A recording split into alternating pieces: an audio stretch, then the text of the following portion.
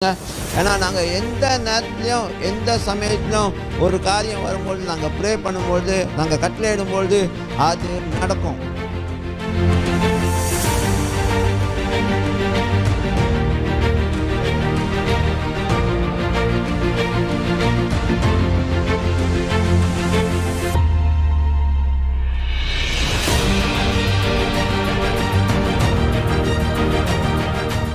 ஆமென்.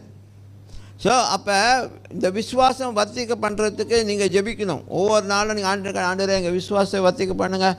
ஏன்னா நாங்கள் எந்த நேரத்துலையும் எந்த சமயத்திலும் ஒரு காரியம் வரும்பொழுது நாங்கள் ப்ரே பண்ணும்பொழுது நாங்கள் கட்டளையிடும்பொழுது அது நடக்கும்.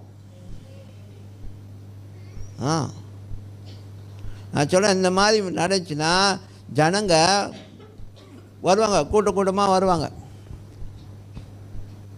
எதுக்கு? சுகத்தை பெற்றுக்கொள்கிறதுக்கு. ரெண்டு காரியம் இருக்காதுல்ல.